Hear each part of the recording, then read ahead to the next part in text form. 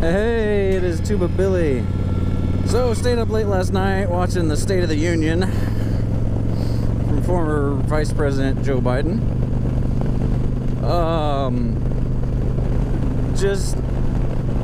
Yeah, I really didn't want to watch it. But then my wife was like, oh, I want to watch. I was like, ugh. Just not enthused about it because I was like, you know, it's going to be the same old stuff he's always said. He's going to talk about his Build Back Better agenda. How he wants to spend billions on the Build Back Better bill. And he did.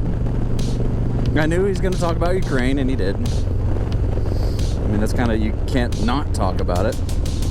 But I knew he's also going to talk about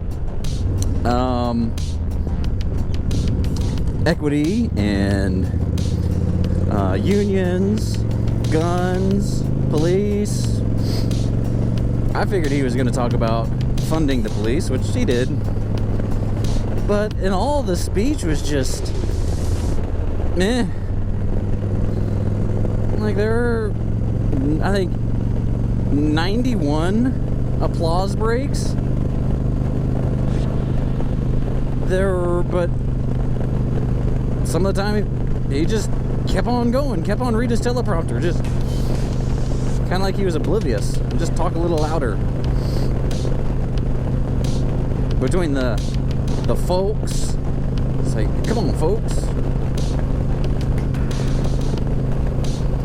I don't know how many times he said that, but it was a lot.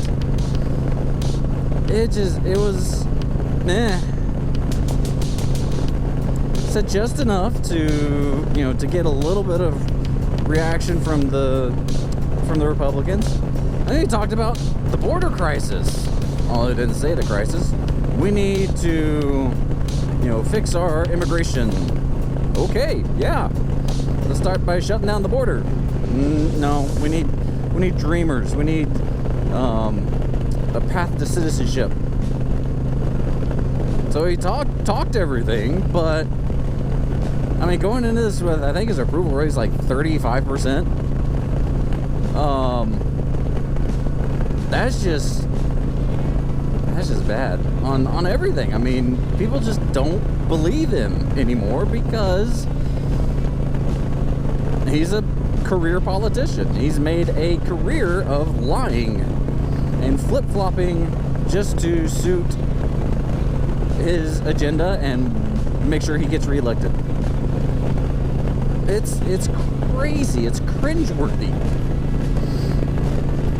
I stayed up to watch the Republicans' rebuttal. I thought that was pretty good. I mean, she spoke well. She followed a logical, set of ideas. Biden's speech was just kind of, it's almost like they wrote the speech and then it fell on the floor and they just put the pages back together in whatever order they were in. There were very few transitions. I mean, he went from talking about the fallen police in New York to talking about justice reform. You know, hold police accountable. It's like, wait, what? And then he talked about guns, how, you know, we don't need 100-round magazines, you know, or the deer wearing Kevlar vests. Sorry, it's not for hunting deer. And we have a perfect example of why we need high-capacity magazines on the news right now. Look at Ukraine.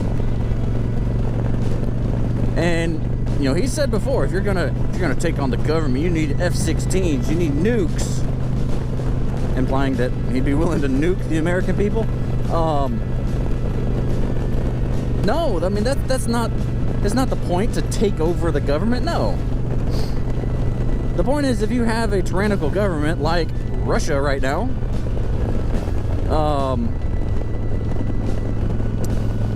invading. If you have people that are armed, like Ukraine is arming their citizens right now, then you have a deterrent. You know, Are they trained standing army? No. But it's a gun shooting at the enemy. It's a deterrent. It's exactly what the Second Amendment is for. That is a perfect example of why we have the Second Amendment.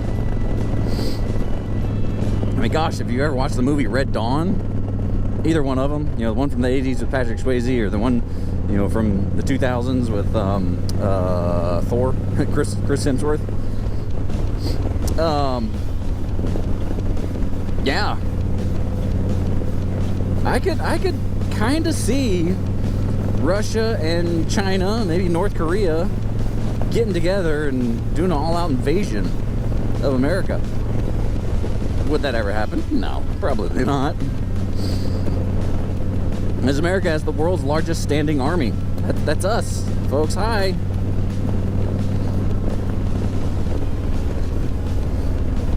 You know, we've got more guns per capita than any other nation. There's a reason for that.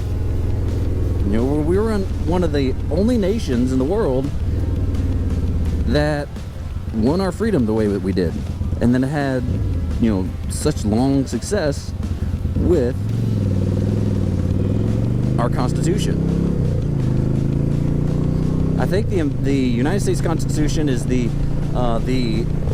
oldest codified constitution in the world.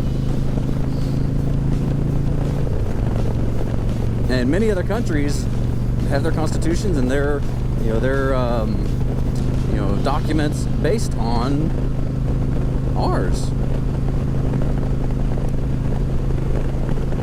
It's pretty cool. We're like the youngest nation. But taking all of these ideas and putting them together in one document. You know, the Constitution, the Bill of Rights, the amendments. It's pretty awesome. So, yeah, I watched the State of the Union. Meh, I'm not impressed. He did get Ted Cruz to stand up and applause, though, when he talked about borders. Because Ted Cruz he's been to the border. Biden hasn't. Kamala hasn't. Oh, sorry, she went to, San Jose? Went to some border town, but it was not where the crisis was. It's not where the people are coming across the border. Then she went to Guatemala to tell the people, do not come. Do not come. Do not come. It's just such political theater. Don't believe anything that they say. And it's just ridiculous. Oh, and then I watched the progressives rebuttal. Man, that was just, I was like, what? In one sentence, you're talking about stopping these big pharmaceuticals from getting so much profit on sick Americans. And then the next, you're saying we need to get more shots in arms. We need to, get everyone vaccinated. It's like, wait, really? Did you hear yourself now? Because that's a contradiction right there. That's what that's you screwed up.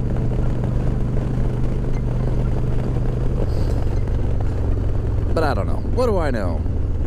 I'm just an average working American. I just want to live my life, do my job, and not worry about the government mandating everything in my life or dictating how I'm going to live my life. That's the conservative ideals. Don't tread on me. Just let me live. Let me live. Just remember, please be excellent to each other. Tuba Billy is signing out.